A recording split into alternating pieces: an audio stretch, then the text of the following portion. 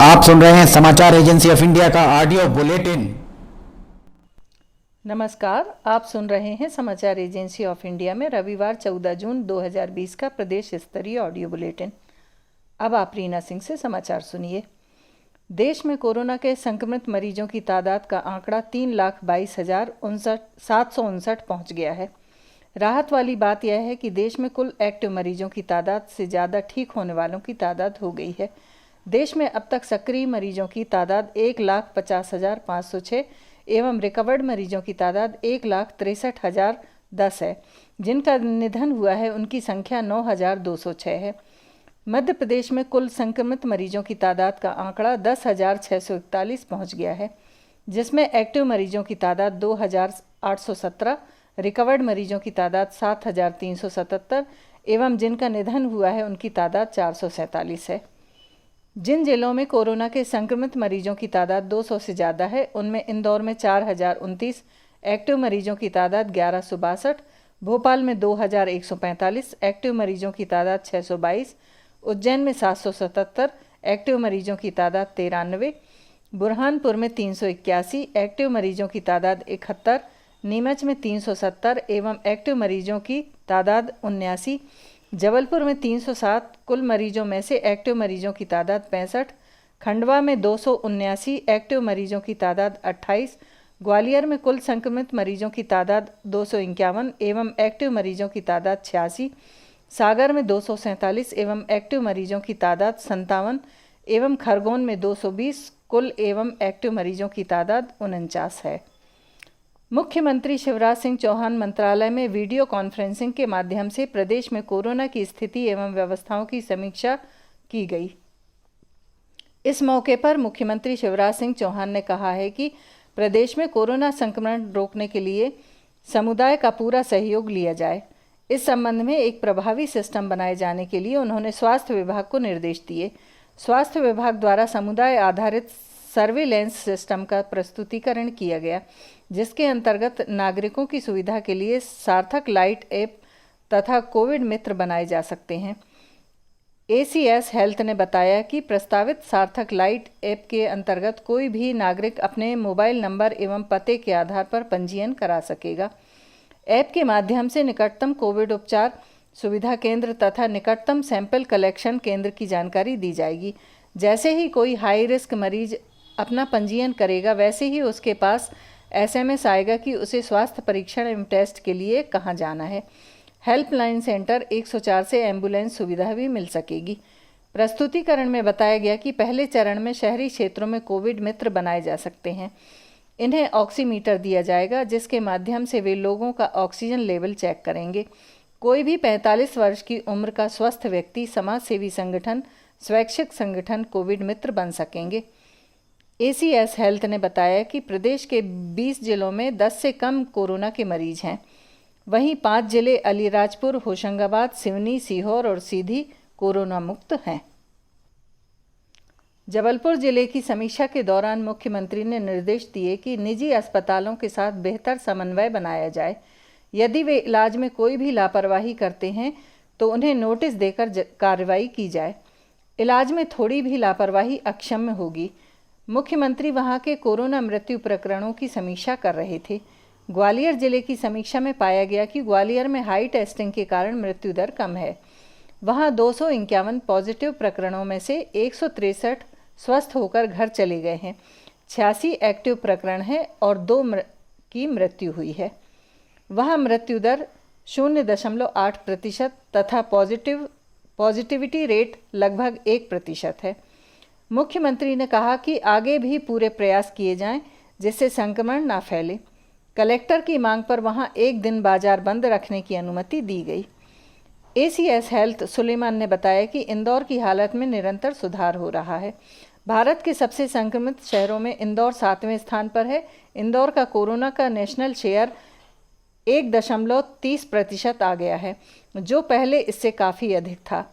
मुख्यमंत्री ने बताया कि प्रदेश की रिकवरी रेट 69.3% हो गई है, जबकि देश की 49.9% है। इसी प्रकार प्रदेश की पॉजिटिविटी रेट 4.33% है, जबकि भारत की 5.61% है। मध्य प्रदेश का डबलिंग रेट भी कम होकर 33 दिन हो गया है। कोरोना संक्रमण के बीच सिवनी जिले में पुलिस जरूरतमंदों तक लगातार जरूरी सामान भेजने का काम कर रही है। इसी कड़ी में अब सिवनी कोतवाली के निरीक्षक एमडी नागोतिया ने वृद्धा आश्रम में जाकर बुजुर्ग महिलाओं को मदद पहुंचाई। कोतवाली निरीक्षक एमडी नागोतिया अपने स्टाफ के साथ सिवनी के वृद्धाश्रम पहुंचे, जहां उन्होंने महिलाओं को चप्पल और साड़ी भेंट की।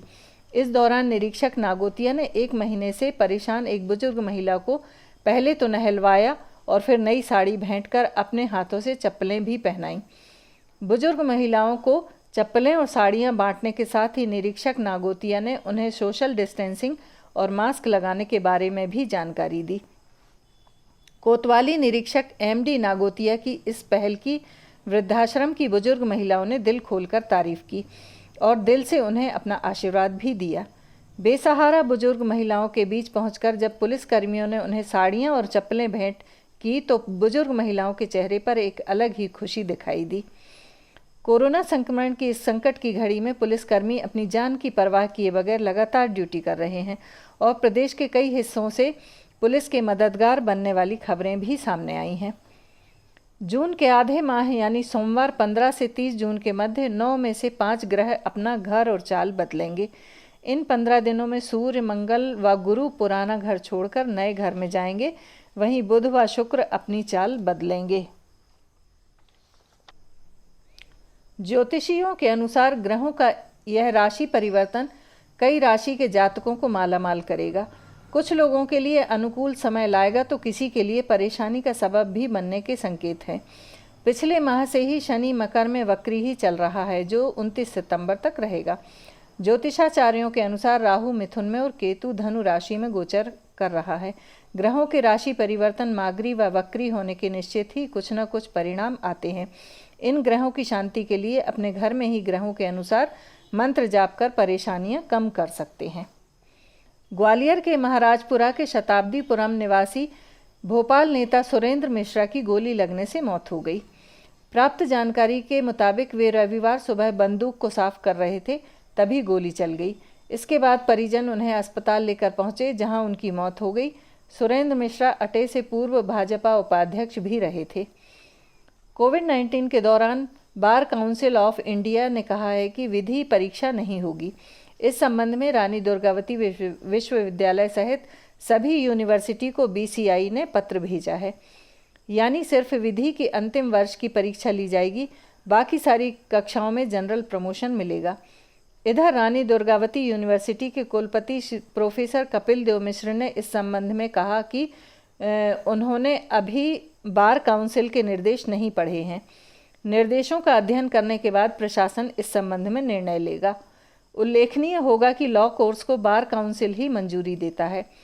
कोरोना संक्रमण को देखते हुए काउंसिल के जनरल सेक्रेटरी श्रीमंतो सेन ने सभी विश्वविद्यालयों और लॉ कॉलेज प्राचार्यों को पत्र लिखकर परीक्षा निरस्त करने को कहा है। अब LLB third year, BA LLB honours में सिर्फ फाइनल ईयर की परीक्षा आयोजित की जाएगी। अन्य सेमेस्टर और वार्षिक पद्धति के छात्रों को परीक्षा देनी होगी।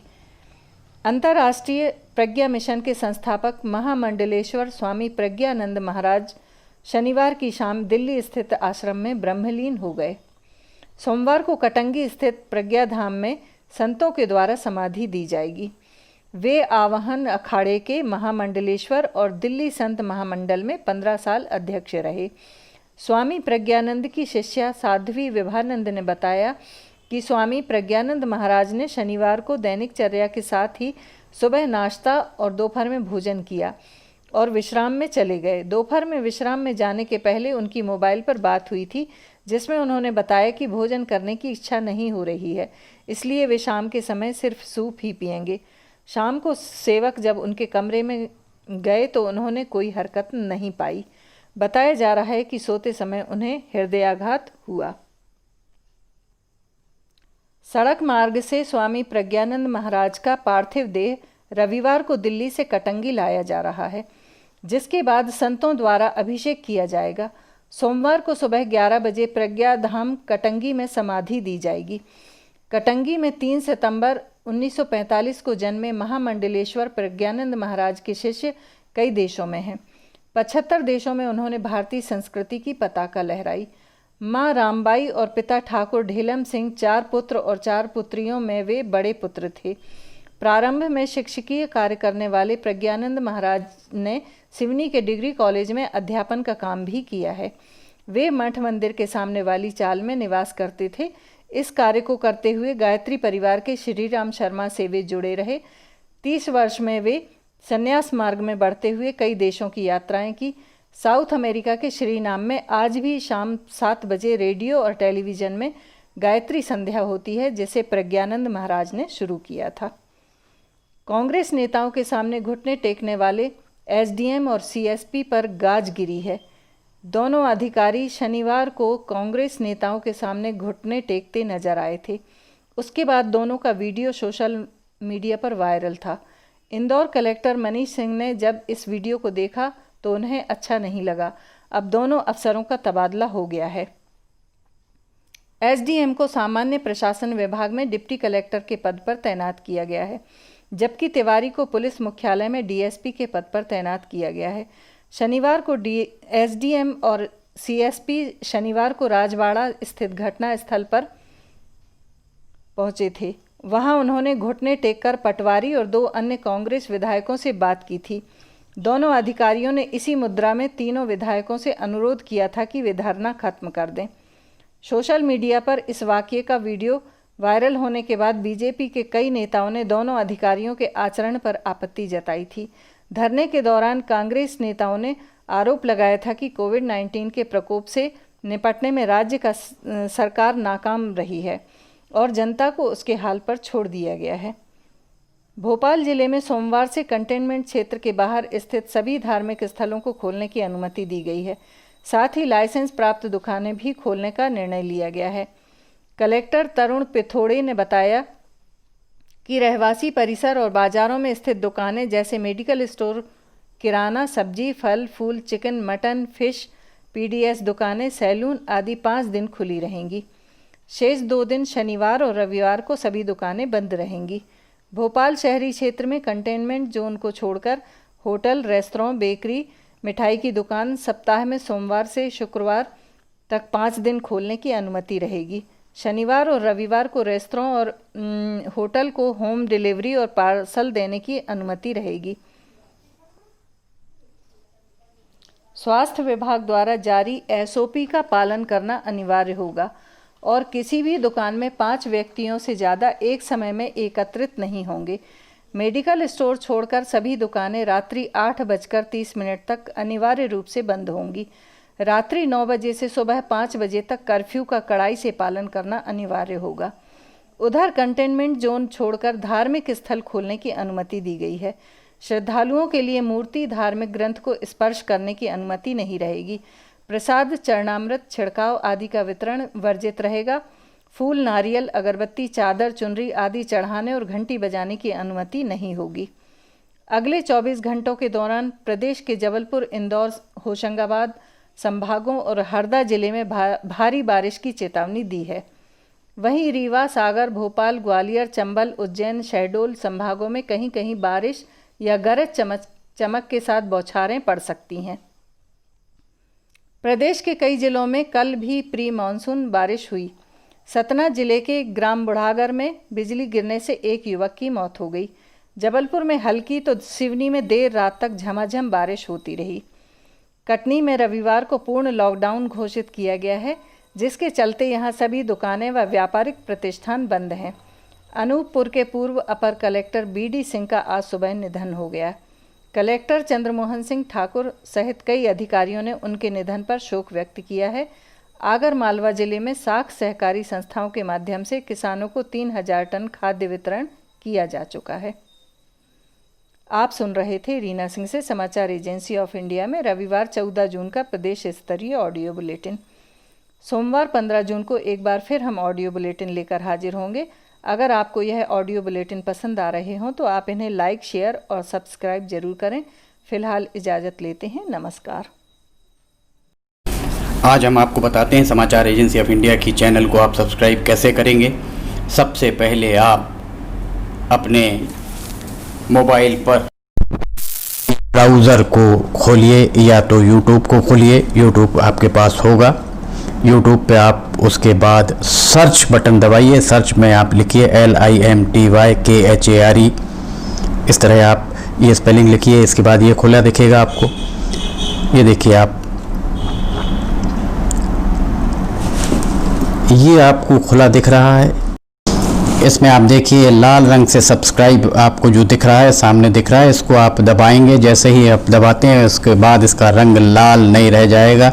इसके बाद इसके दाएं कोने की तरफ जाइए, दाएं कोने में आप देखिए पर्सनलाइज, नन और ऑल आपको दिख रहा है।